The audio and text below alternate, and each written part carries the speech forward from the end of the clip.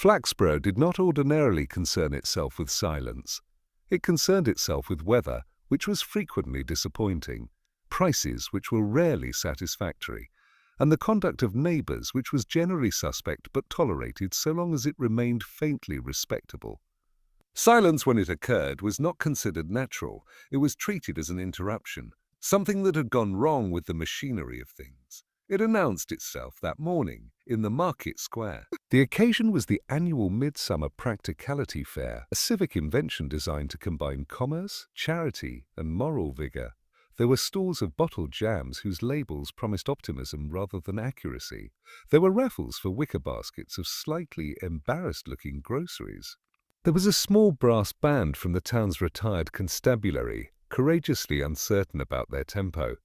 And there was, on the north side of the square, the stall of Horace Blundell, watchmaker.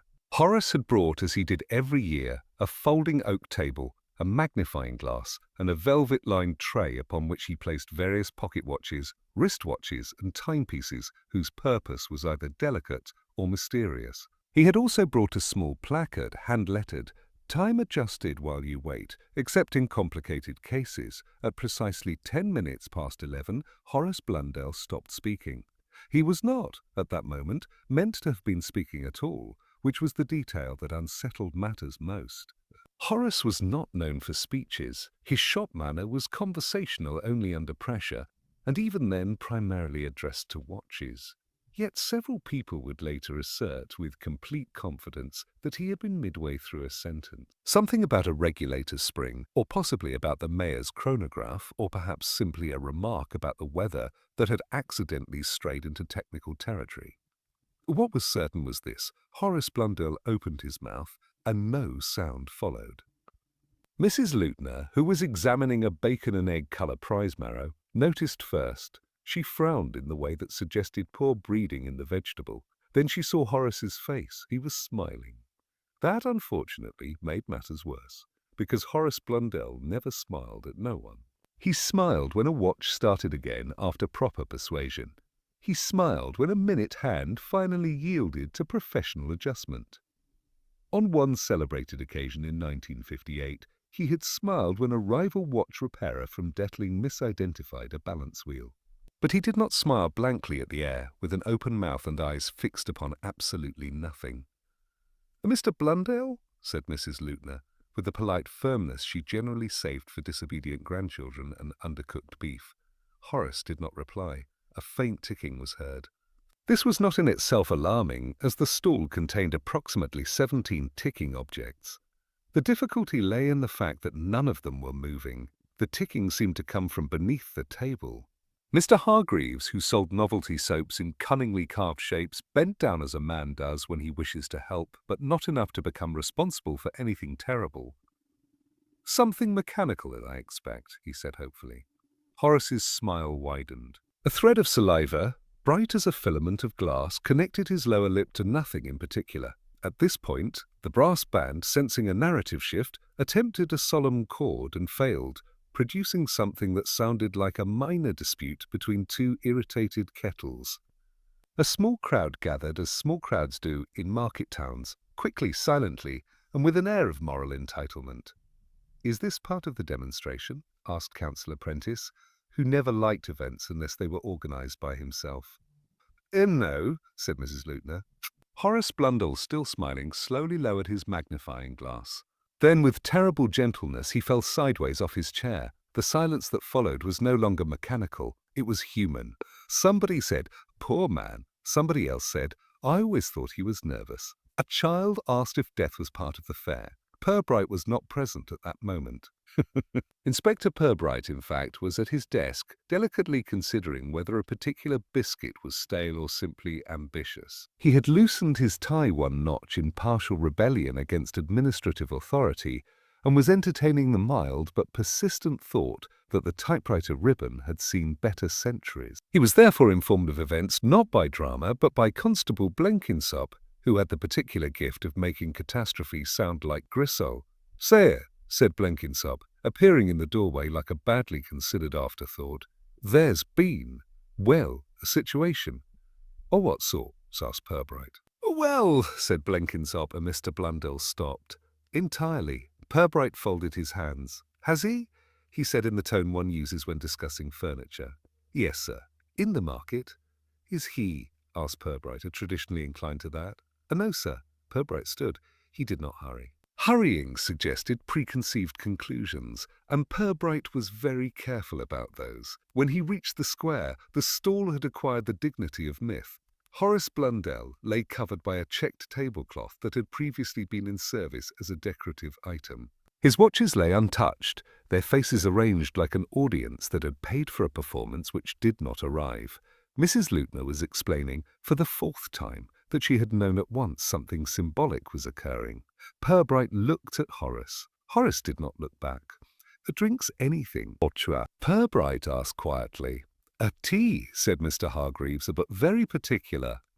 Purbright nodded. He looked at the table legs, he looked at the cloth, he looked at the chalk markings on the cobbles left by children who had no idea they were about to acquire an alibi.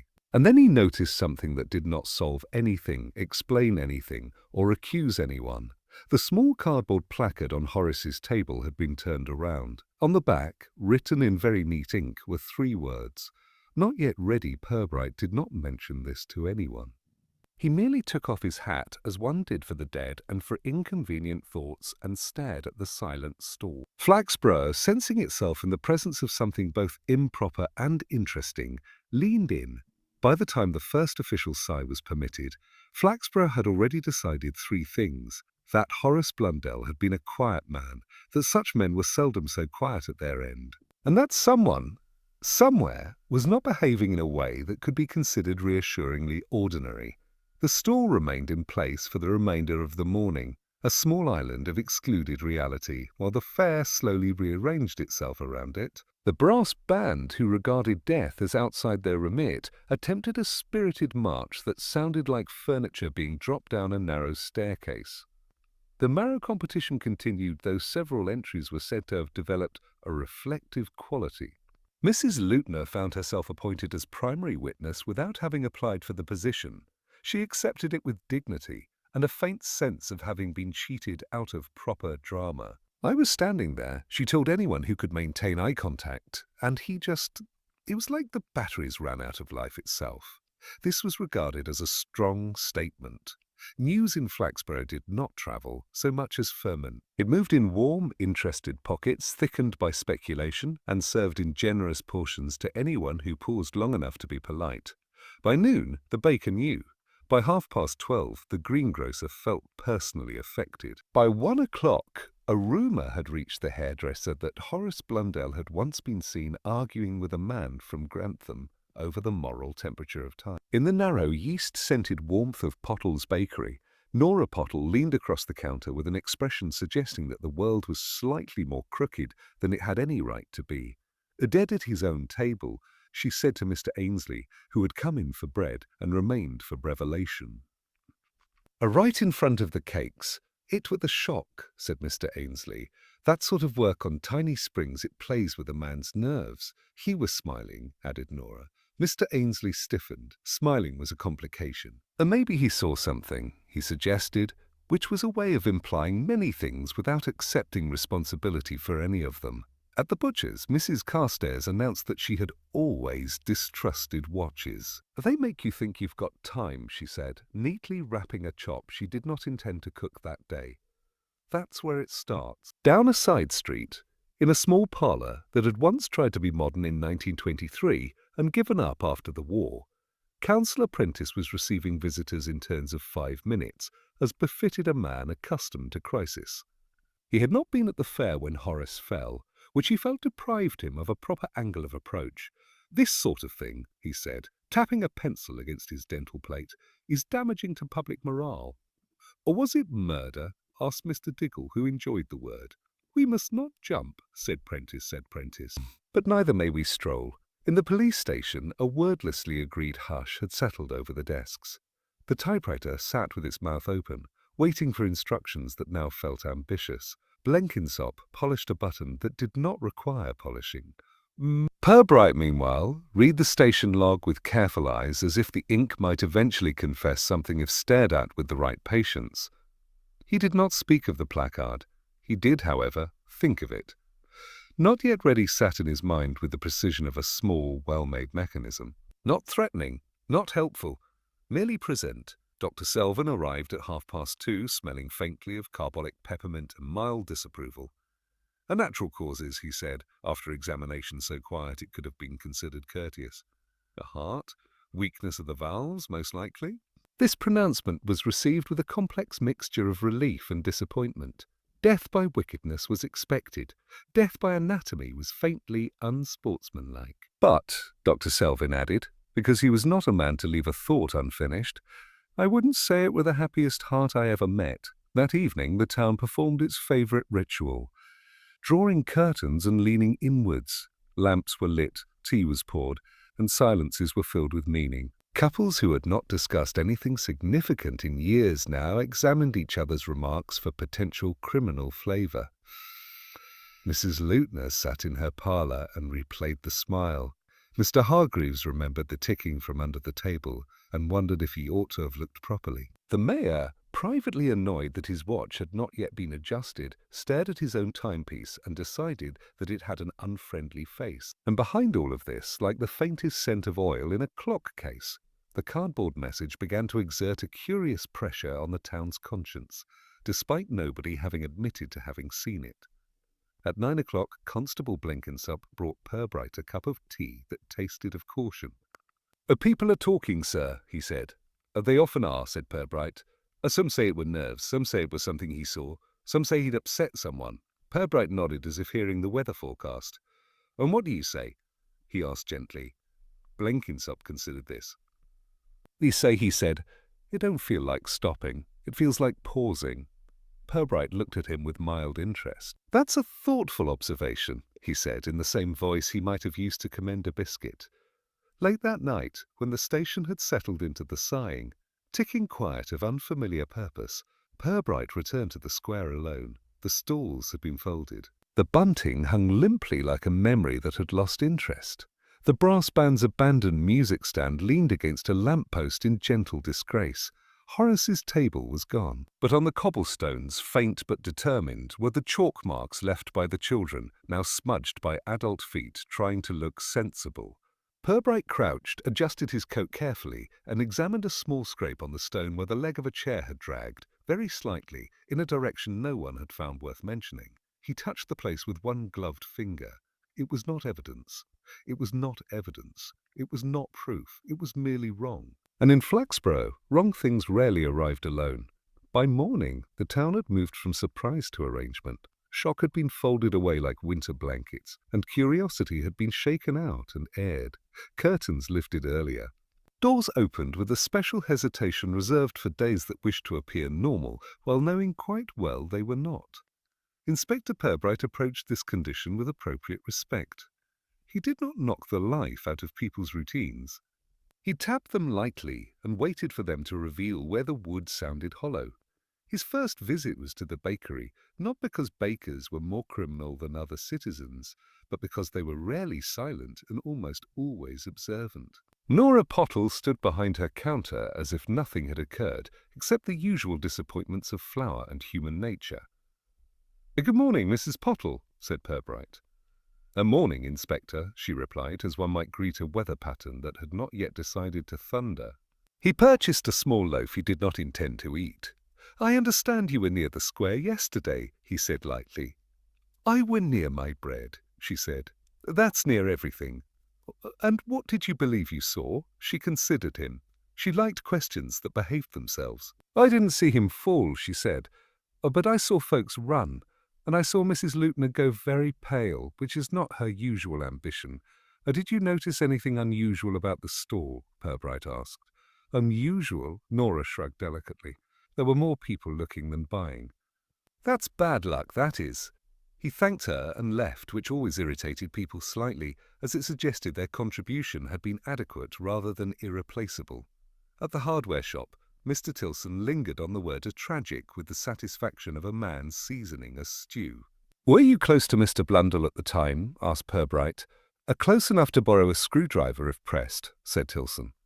"But I didn't." He looked peaceful. Purbright repeated. "I," said Tilson.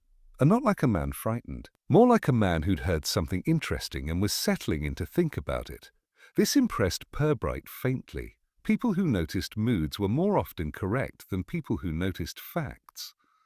At the post office, Miss Caroline Fitch produced a series of observations that had the advantage of being accurate and the disadvantage of being excessive. He'd had a letter the day before, she said. A brown envelope, typed address, no return name. Did you see the contents? Purbright asked. Good gracious, no, she said, offended that he might think she had hands which did things. But I held it. It was firm. A firm, he said. A purposeful, she corrected. By mid-morning, Purbright had gathered several small truths and a larger number of confident exits from truth, via truth. He returned to the station with a mind full of careful untidiness. Blenkinsop hovered. Anything clear, sir? He asked. Several things are louder than they should be, Purbright replied. He then visited Horace Blundell's shop. It was a narrow room full of disciplined ticking and the faint breath of old brass. The counter was clean. The stool was centered. The floor showed the faint track of many years of polite, repetitive footsteps. Mrs. Blundell sat at a small table, her hands folded as if they had been trained for difficult music. I'm sorry to trouble you, said Purbright. I expect trouble, she said. It trains you back. He'd been upset, Purbright asked. Purbright asked. Oh, no, she said. He had been interested. And what does that look like in a watchmaker? He stopped eating as slowly as usual, she said. And he checked the back door twice every evening. In fear? No, she said. In preparation. This was not, Purbright felt, a word that confused itself. Had he quarrelled with anyone? Not officially, she said. Unofficially, half the town.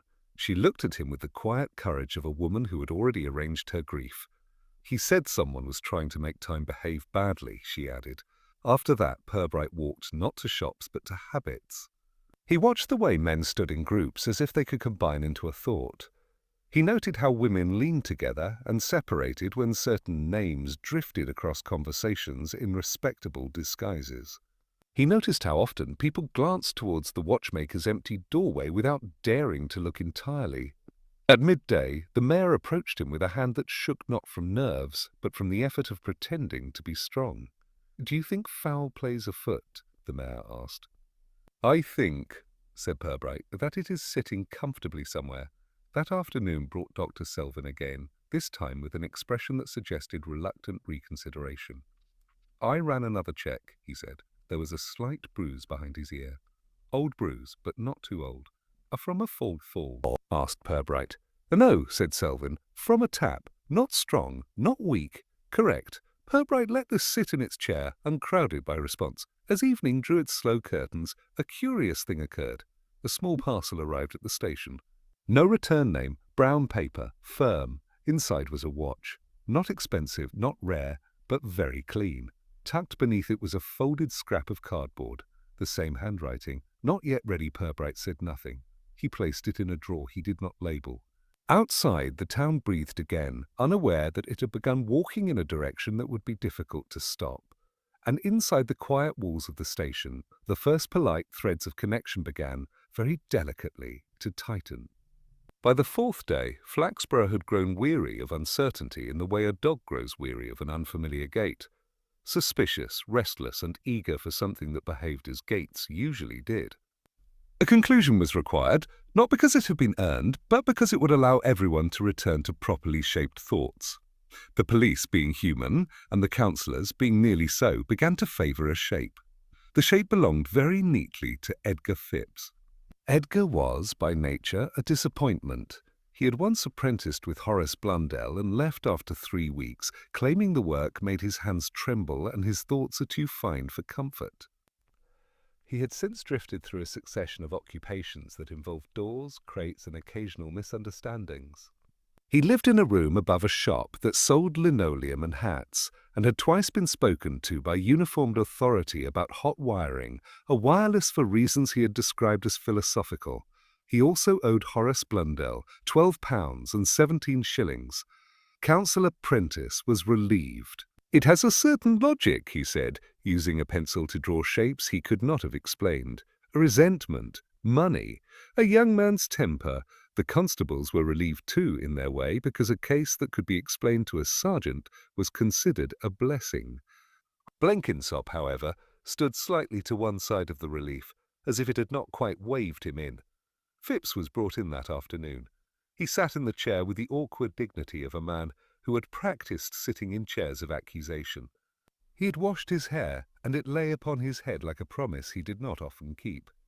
"I never touched him," he said to the ceiling, which had sometimes been a better listener than men. Purbright sat opposite him and folded his hands.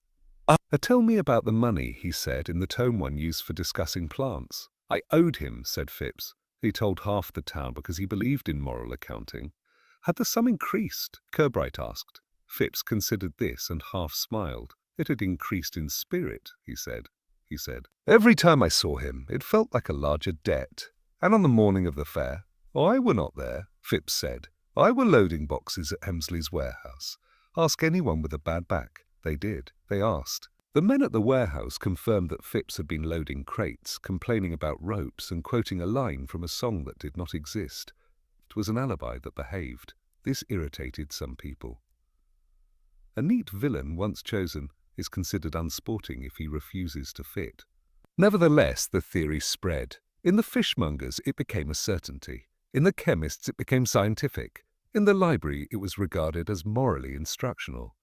Horace Blundell, in memory, grew harsher, dropping coins behind counters and adjusting watches with unnecessary force until he resembled a figure more likely to provoke murder than tea. Purbright listened. He did not speak of the watch in his drawer. He walked the street where Phipps lived and noted that the stairway creaked only on the third step, which suggested a certain habit of ascent rather than descent. He spoke to the landlady, who had the careful eyes of a woman who had raised 3 husbands. "How loud is he?" Purbright asked. "Oh no," she said, "he's quiet. That's worse. That evening, something quietly unhelpful occurred. A watch disappeared. It belonged not to Horace, but to the mayor, Bayer. The mayor, who slept with his foolish pride beside his pillow. It was small, gold. Engraved, its absence was discovered with a sound that suggested a cough had learned to scream. This caused the theory of Phipps to harden like a pudding left too long alone. Opportunism was now added to the list. Thievery, symbolic gestures. The thing that upset Purbright was not the mayor's distress, it was the drawer. He opened it before Blenkinsop could be told to look important. The watch was still there, the cardboard still neat. Not yet ready, the disappearance, therefore, was not part of this pattern. Which meant it was either another pattern, or it had been made to look like one. Neither thought pleased him. Late that night he walked again to the square. The streetlights stuttered slightly, like men who had lost their way and blamed the dark. The cobblestones held their quiet knowledge. At the corner he saw Councillor Prentice speaking in urgent whispers to a figure he could not fully see. A hand moved. Something passed between them. The light flickered. The figure stepped back. Purbright did not advance. He did not cough. He removed his hat and thought very carefully about how often men who like solutions are capable of running away from questions. The next morning, Edgar Phipps was released. The theory remained. And somewhere, behind the polite faces of buildings and habits, the real thing sat quietly, not yet ready to be greeted. Morning came to Flaxborough with the careful caution of a man stepping around wet paint. Everything looked ordinary, which was now considered suspicious. The square had returned to its usual arrangement of pigeons, shopkeepers, and municipal disappointment, but the air carried a thin metallic awareness, as if the town had discovered it possessed nerves and did not care for the sensation. Purbright walked without schedule, which in his case was the most determined form of work. He did not look for grand gestures. He did not demand dramatic revelations. He attended to the small, the overlooked, things people moved without thinking because they believed them to be loyal. He paused where Horace's stool had stood and examined the ground again. The chair scrape ran true, but there was something else nearby, a faint indentation half filled with grit. The heel of a shoe, small, careful, pointed. Not hurried, not frightened, merely precise. He straightened and walked on as though he had learned nothing. At the chemist's, Mr. Dalrymple was arranging bottles with the unnecessary attention of a man who enjoyed the comfort of a lined liquid. "Morning, Inspector," he said. "Good morning," said Purbright. "I was wondering if you had all your stock lately." "I keep careful account," said Dalrymple. "Of tinctures?" Purbright asked. "Always." "Of laudanum?" he asked, as though discussing mild weather. Dalrymple's hand paused in mid-air. Certainly, he said after an interval that had once been shorter. Purbright paid for nothing and left with gratitude. A little later, he called at the clock tower, not because anything had happened there, but because nothing had. Mr. Jelly, who wound the mechanism, greeted him with the shy pride of a man entrusted with time and pigeons. "I've been keeping good time?" Purbright asked. "As always," said Jelly, though Tuesday it lost a minute. Couldn't say why. Everything looked the same. That, Purbright felt, was becoming the town's national motto. At noon he sat on a bench and watched the habits of shoes. People crossed the square in lines they had drawn for years. Some avoided cracks without knowing why. Others stepped around stains that had ceased to exist. A woman paused where Horace had fallen, adjusted her parcel, and looked over her shoulder at nothing. Purbright watched her shoes, small heel. Careful point. She walked towards the municipal offices.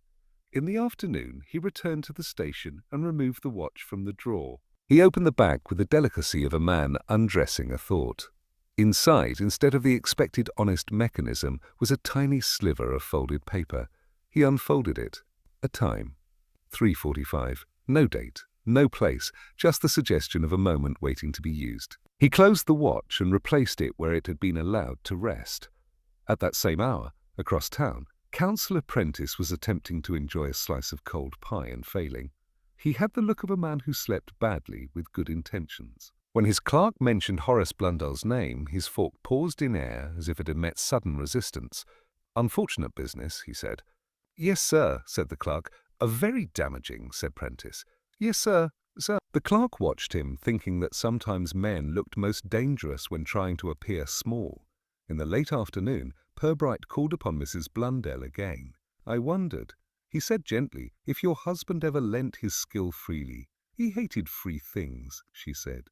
"They upset the balance, but he mended watches without payment at times. For children," she said. "For widows, for the mayor's wife once, though she never thanked him properly. Had he ever keep anything back?" she thought. "He kept time," she said.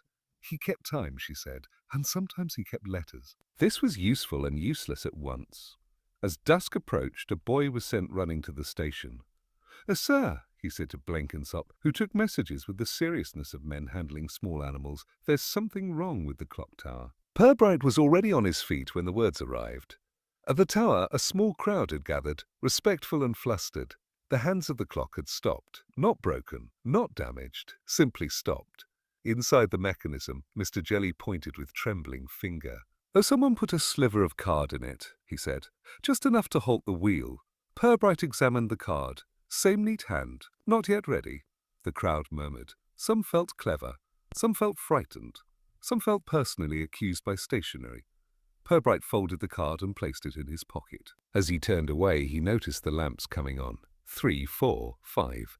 At the far end of the square, Councillor Prentice stumbled slightly on the curb.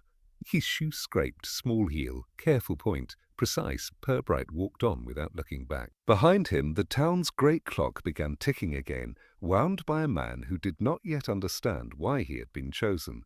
And somewhere, whoever had decided the hour must not yet be ready began to feel, perhaps for the first time, the faint and inconvenient sensation of being observed. The stoppage of the clock did not alarm Flaxborough so much as it offended it.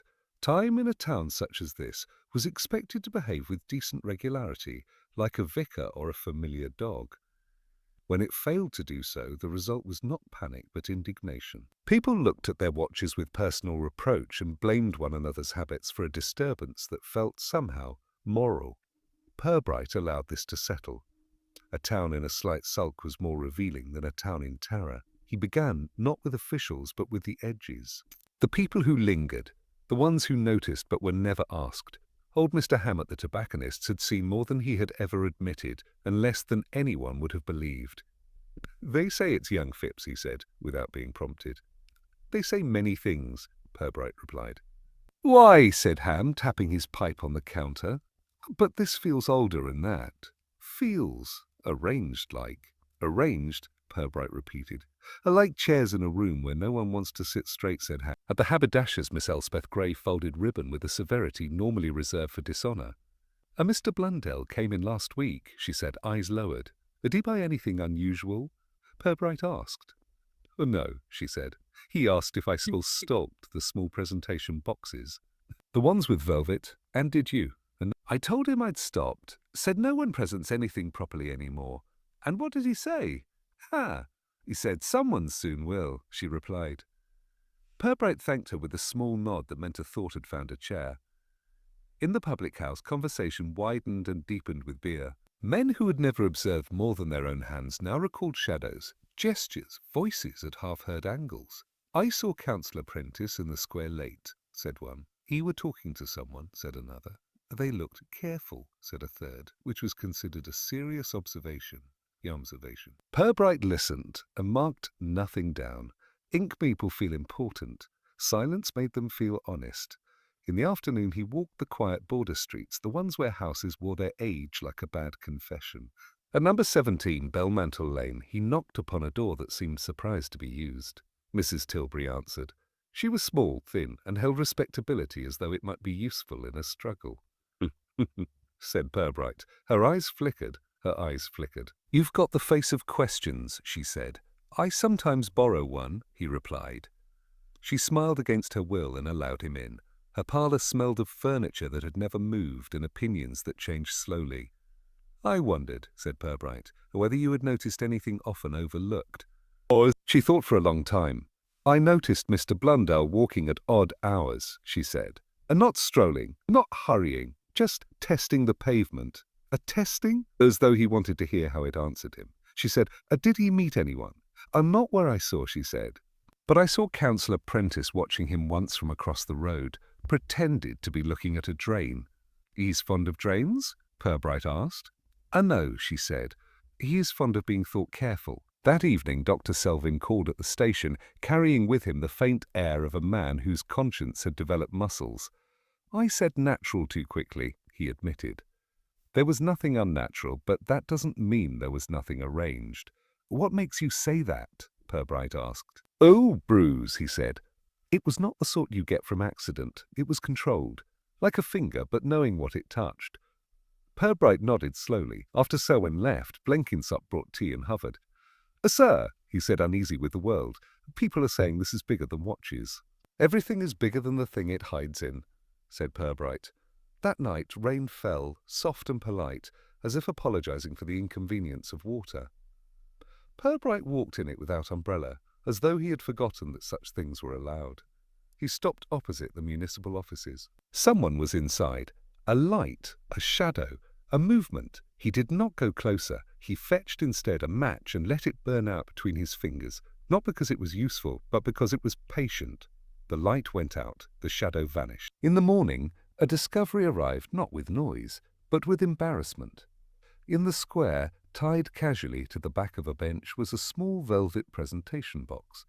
It had been left there like a thing that did not wish to be noticed, and had succeeded only in drawing attention to itself. Inside was nothing. No note, no initials, just a faint indentation where something valuable had once been allowed to imagine itself safe.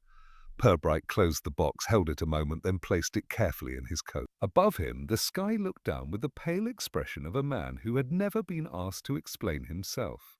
And in a quiet office with locked drawers and locked habits, Councillor Prentice polished a watch that did not belong to him, and told himself very carefully that all of this was becoming unnecessarily delicate. The discovery of the empty box did not disturb Flaxborough in the way catastrophes did. It unsettled it in the way a familiar room might if a picture were very slightly crooked. People noticed it without wishing to admit they had done so. They spoke of it with a careful tone reserved for things that were not meant for public digestion. Purbright did not display the box.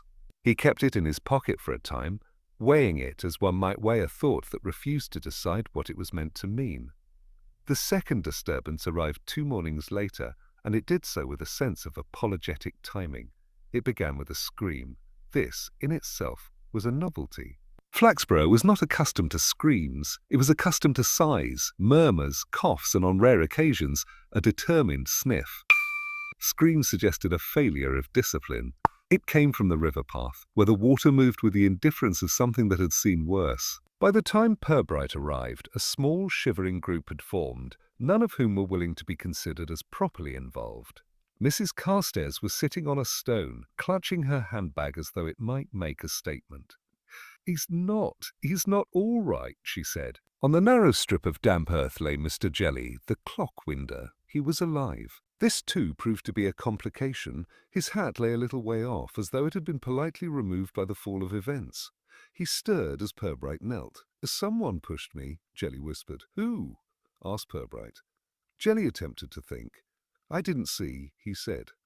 "I heard someone say my name first. A Mr. Jelly?" No," said Jelly, "and not mine. Someone else's. Soft-like. Careful."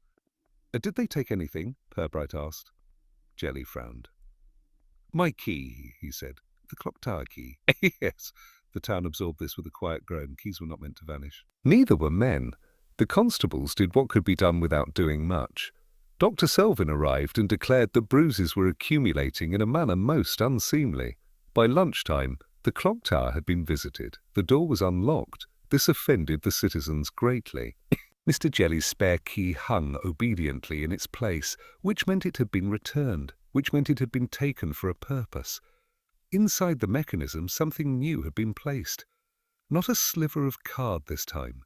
A tiny velvet-lined box, identical to the one found on the bench, empty. The crowd that gathered below agreed upon two things: that it was no longer respectable, and that it was being done to them personally. Purbright climbed down slowly, as if descending not stairs, but a sequence of ideas.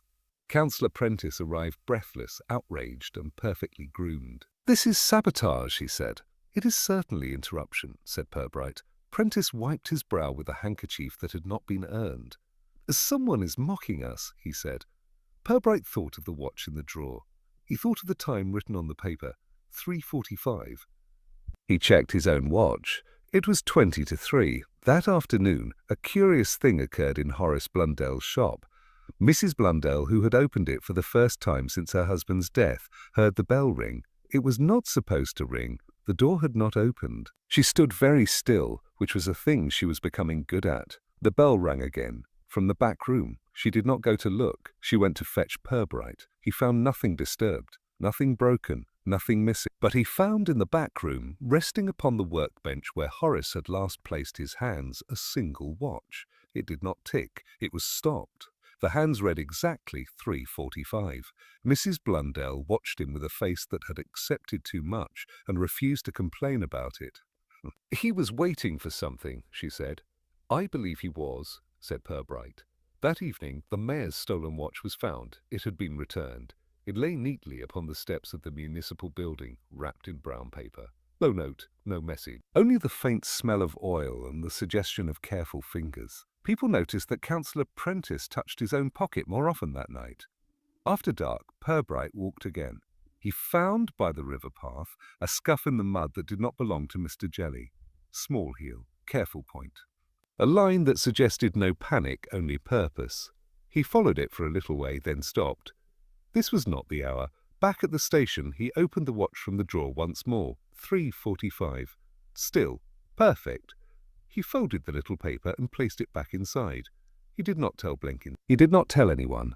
At precisely 3 minutes to 3 the following day, the town's electricity failed. Not entirely. Just enough. Enough for clocks to falter. Enough for lamps to falter. Enough for shadows to gather with a sense of invitation. When the power returned, nothing further had been disturbed, except that upon the mayor's desk lay another small velvet box. This one was not empty. Inside it was a key. The clock tower key, clean, polished, returned. Councillor Prentice stared at it for a long time and understood something he did not like. And in the quiet after the disturbance, Purbright sat at his desk and felt, without showing it, that the game had shifted from inconvenience to intention. The hour was moving closer, and someone, somewhere, was no longer as ready as they believed. The town wore its dignity more tightly after the key was returned, as if respectability had become a coat that might slip if not fastened properly. People walked a little straighter, closed their curtains a little sooner, and spoke with the exaggerated calm of those who feared that excitement might be considered complicity. Purbright observed this with mild approval. When people became careful, they became visible. He sat at his desk in the thin morning light and did nothing that could be considered work. This in Flaxborough was recognized as the most serious kind. He folded papers that did not require folding. He sharpened a pencil that could not be trusted. He listened. Outside, the town arranged itself into its usual respectable shapes. Boots cut honest sounds along cobblestones. A bicycle bell rang with civic pride. A dog barked at a passing hat. Within these sounds lived the truth of the place, small, precise, anxious. At 9:30, Councillor Prentice arrived. He did not knock, he hovered, which was worse. "I've been thinking," he said, as though it were a confession. "That can be tiring," said Purbright. "This business," Prentice continued, lowering himself into a chair that looked dangerously close to being shared, "it's becoming an embarrassment."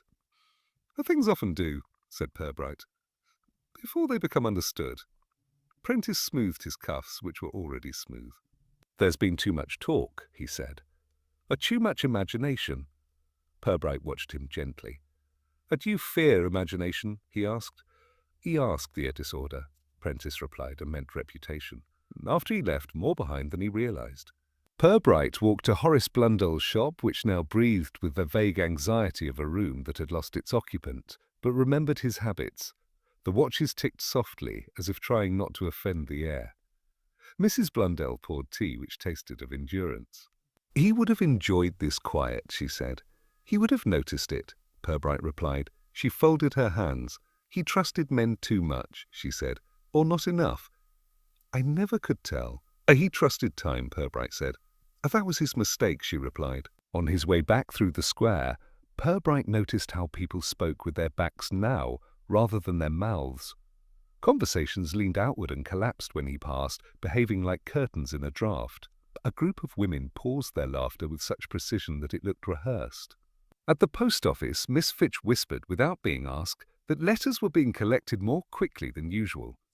At the bakery, Nora Pottle admitted she had started checking her sugar bowl twice a day. At the butcher's, Mrs. Carstairs said that meat looked different now and meant more than meat. In the afternoon, the rain arrived, soft and deliberate, touching the town's uncertainty into patience. The lamps came on early, not because of darkness, but because of mood. Purbright walked to the river path. He stood where Mr. Jelly had fallen.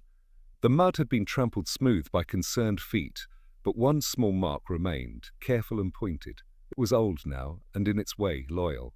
He followed it mentally to a pair of shoes without revealing the thought. At the municipal offices, lights burned in the late afternoon, which was not customary. Purbright stood opposite the building, not as a watcher, but as a man considering architecture. Inside, Prentice moved between rooms with a restlessness that would have shamed a less important man. He opened a drawer that did not belong to him, closed it, and stared at the ceiling as if it had failed him personally. This could not be heard from the pavement, but it could be felt. At precisely 3:45, nothing happened. This troubled several people who had been waiting for it. The clock continued. The lamps did not flicker. The air continued with a determination that bordered on stubbornness. Purbright, back at the station, noted the absence as carefully as he might have noted a presence. He took out the watch from the drawer. It still bore the same hour. He did not wind it. He began to understand what Horace Blundell had been doing in his final days. It was not a fear. It was not a fear. It was not a defense. It was a preparation. The town that evening behaved well. Doors were locked. Shoes were polished. Voices were moderated. Respectability settled into its chair and told itself reassuring stories about the dangers of wild speculation and the importance of proper conduct. But beneath its best manners, it shifted uneasily. People dreamed of clocks that would not stop and keys that would not fit. Mrs. Lutner polished her silver with unusual intensity. Mr. Ham closed early. Miss Gray arranged boxes she did not sell. And Councillor Prentice sat at his table, staring at the grain of the wood, and remembering the sound of a watch being dropped very carefully onto a velvet cloth many years ago, when he had been less careful and someone else had been more so. At the station, Blenkinsop approached Purbright. "Do you think it's nearly time, sir?" he asked. Purbright placed the watch back in the drawer and closed it with a hand that did not tremble. "Think," he said, "that the town believes it is." He picked up his hat. Outside, the rain stopped. The sky cleared. And respectability, having done all it could to make itself appear innocent, began very faintly to wonder if it might finally be called upon to be honest. Purbright chose the day with the same care that other men chose neckties. It was not special. It was not remarkable. It was simply quiet enough to allow a thought to walk across it without being startled. Flaxborough, by then, had trained itself to breathe softly. Boots struck the stones with less conversation. Doors were opened and closed as though the hinges might be listening. The town had developed, without quite admitting it, a faint, nervous respect for the hour of 3:45. That morning, Purbright did not go to the station. He went to the municipal offices and did not call it a visit. He called it, silently, a courtesy. The building smelled of paper, polish, and anxiety that had been instructed to behave. Clerks glanced up and down in the particular manner of people who wished to remember later that they had been somewhere else. Councillor Prentice was in his room, arranging papers that did not need arrangement. "Good morning," he said. "Good morning," said Purbright. There was tea, there were chairs, there was a small silence placed between them like a clean handkerchief. "I wanted to ask you something quite unimportant," said Purbright. Prentice brightened. Important questions frightened him. Small ones felt sporting. "Of course," he said. "Do you find," Purbright asked, "that time behaves itself?" Prentice laughed. It sounded like furniture being tested for strength. "The time," he said. "We all live by it, don't we?" "Yes," said Purbright, "but some men alter it." Prentice stiffened fractionally in the way starch notices water. "You mean clockmakers," he said. "I mean councillors," Purbright replied, very softly. There it was. Not accusation, not arrest. Just a thought laid gently upon the table as though it might be passed back if found too heavy. Prentice coughed. "You've had a trying week," he said. "I have," said Purbright. "I had an interesting one." Prentice rose and poured more tea for a cup that did not ask. "You're suggesting strange things," he said. "I am asking simple ones," said Purbright. He stood. "Would you be so kind," he added, "as to attend a small gathering this afternoon?" "A gathering?" Prentice asked. "At 3:45, Purbright said, and left." The invitation was extended without envelope, stamp, or choice. It moved instead through murmur, to the post office, to the bakery, to the butcher's, to the tobacconist's, to Mrs. Blundell. Not a public meeting, not an announcement. Just the knowledge that something polite and final was about to take place. At 3 o'clock, the square began to fill in the way a teacup fills. Not rushed, but inevitable. Mr. Jelly stood near the pump, pale and determined. Mrs. Lutner had brought a stool. Nora Pottle wiped her hands and came anyway. At 3:20, Purbright arrived and stood beside the place where Horace's stall had once occupied honest space. At 3:30, Councillor Prentice appeared, clean, upright, and accomplished. At 3:40, the clock tower struck, and this time it did not offend anyone. At 3:45, Purbright spoke. He did not raise his voice. He did not raise his hand. He merely allowed words to behave as they should. "Mr. Prentice," he said, "you have lived a careful life." Prentice inclined his head. "I have," he said. "You have valued reputation," Purbright continued. "I have," said Prentice. "You once asked Mr. Blundell to keep something for you," Purbright said. A ripple moved through the air like an embarrassed fish. Prentice did not answer. "It was not a watch," Purbright went on. "It was a promise, a small transaction, a favour. You had taken something that was meant to be recorded, and you did not wish it to be." The town leaned. "It was years ago," said Purbright, "and it felt small. Fee. A clock does not break if you stop it for a second, Mr. Prentice, but it remembers." Mrs. Blundell looked down. Mr. Jelly breathed in.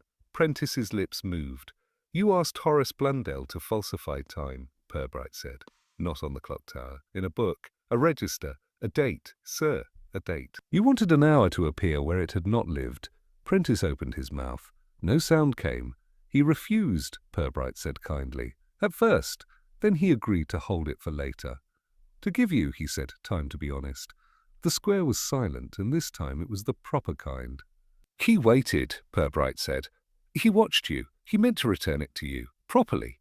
Publicly. But he died before he was ready." Prentice shivered. "And so someone else became ready for him," Purbright went on. "You?" All eyes turned. "You took his watch," Purbright said. "You moved things that were not yours. You placed boxes to frighten yourself into courage. You pushed Mr. Jelly for a key because you thought you were about to be shown." Prentice shook. "I never meant to kill him," he said. "I know," said Purbright. "You only frightened him." The rest was his own tired heart. Silence fell with the dignity of a verdict. Purbright finished. A time was ready when he was not. No one cheered. No one moved. No one needed to. Councillor Prentice sat down very slowly, as a man sits when the chair has been removed from his ideas. The square did not erupt. It did not cry out. Flaxborough was not a town of eruptions. It received information in the same way it received foreign food, with stillness, suspicion, and a private consideration of whether it might later claim to have known all along. Prentice remained seated. His hands rested on his knees as if they had been placed there by instruction. The small crowd held their breath, not because they were surprised, but because they were adjusting the shape of their admiration. Purbright allowed the moment its proper dignity. He did not press. Pressing was for men who mistrusted time. Mr. Jelly found a bench and sat examining his hat as though it might forgive him for having believed in better men. Mrs. Lutner clutched her handbag and felt that in some private way she had always been correct. Prentice spoke at last. "Oh, I never thought it would last," he said.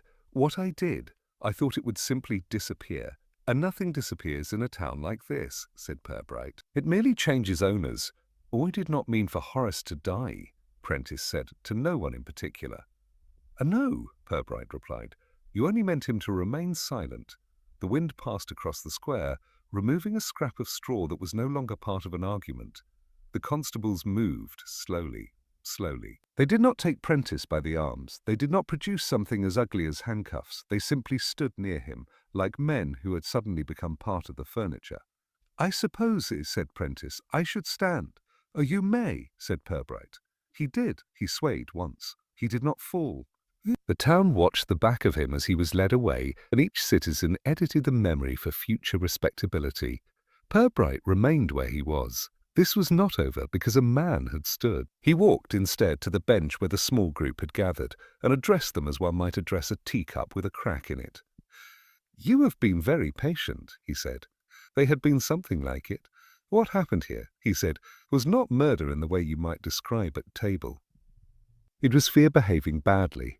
Some nodded, some did not. All understood. That afternoon Purbright returned to the station. It seemed slightly smaller, as places do when they no longer need to be heroic. Blenkinsop made tea and spilt a little, which was forgiven. "What happens now, sir?" he asked. "A paper," said Purbright. "And habits." He opened the drawer for the last time. The watch lay within it. He held it gently. He opened it. The small paper still lay inside. 3:45. He folded it and removed it. He placed the paper in the fire. It burned at once with polite obedience. The watch he wound. It began to tick. One night later, Horace Blundell was buried. The vicar spoke of regularity. The choir sang with moderate hope. The town stood close together, which felt correct. Mrs. Blundell received condolences with the calm of a woman who had already turned her grief into something that could sit quietly. After, there were sandwiches. Later still, people went home and slept badly, which they considered healthy. At dusk, Purbright walked past the square. The clock tower struck the hour. It was honest. The lamps were on. The shadows behaved. He adjusted his scarf as a man might adjust his conscience. Above him, the sky cleared itself of anything that had not earned its place. The town resumed its breathing. Flaxborough had lost a councillor. It had gained, if not wisdom, at least a pause. And Purbright in his quiet office prepared to make the final record of a business that had never quite admitted it was real. The hour, which had lingered and waited and tested itself, at last moved on. Flaxborough returned itself to order in the way a person smooths a bed that has been slept in by strangers. The sheets were changed, the pillows were beaten, the faint indentations of unfamiliar thoughts remained, but they learned quickly where not to look. The market square rearranged itself with a careful dignity. Stalls appeared where they had always appeared. Pigeons resumed their old arguments. The marble of civic life was polished back into a shine that suggested nothing very much had ever troubled it. Horace Blundell's shop opened again. Mrs. Blundell did this without ceremony, without announcement, and without visible courage. She lifted the blind, wiped the glass, and allowed the bell on the door to sound once, as it always had done. The watches inside ticked with a renewed modesty, as though their previous excitement had embarrassed them. People began to enter again, not immediately and not in groups. Single customers at first, men who held broken watches for too long before admitting their lateness. Women with clocks that had stopped for reasons of temperament. Children who had been sent for repairs as a lesson in patience. Mrs. Blundell took their objects, wrote their names in a hand that did not tremble, and set to work with small tools that did not ask questions. At the municipal offices, a chair remained empty. It was left so at first for decency and later for habit. Papers gathered in careless piles that no one quite knew how to straighten. Decisions took longer. Meetings acquired unnecessary depth. The air of the place lost something that had looked like authority and proved in its absence to have been confidence. Councillor Prentice became a story that was told in halves, not disgrace, but sadness, not guilt, but strain. Men who had once laughed beside him now described him as always under pressure. Women folded their mouths when his name arose and explained they had never trusted men who wore cufflinks before noon. The mayor's watch, restored to its bedside, slept peacefully again. The mayor himself woke once a night for a while, and then less often, and then only on Tuesdays. Mr. Jelly resumed winding the clock. He did so with a faint new care, as though the mechanism might now take offence. His steps up the tower were slower, more thoughtful. He listened to the noise of the gears and thought of keys and thought of voices speaking names that were not his own. He did not tell anyone. In the police station, life returned to its natural rhythm, which consisted mostly of pens that did not write and papers that did not wish to be understood. Blenkinsop polished things, which was good for the soul and disastrous for the buttons. Purbright sat at his desk. He read old reports. He straightened files that had slumped. He breathed in the agreeable smell of ink, dust, and trust that had never been fully justified. The watch lay in a different drawer now, unmarked and unannounced. It ticked. He did not look at it often. The town learned new habits. At 3:45, a few people continued to notice the time for a week or two. Then they ceased, as people do when rituals lose their danger. The clock tower struck the hour and was no longer watched for betrayal. Lamps came on, without causing men to pause. Keys were carried, lost and found again without symbolic meaning. Tea tasted as it had always tasted. Bread rose in the same steady fashion. Coughs in the butcher's shop resumed their old importance. And yet, what had shifted did not shift back. A pause remained in certain voices. A carefulness lived in the way neighbours greeted one another. Some doors were locked earlier, not out of fear but out of remembrance. Some curtains remained slightly open, as though the town had accepted that observation, once fairness was restored to it, could be a kind thing. One evening, Purbright walked through the square as the sun sank with a courtesy no one had requested. He watched a small boy drag a stick through chalk marks that had nearly worn away.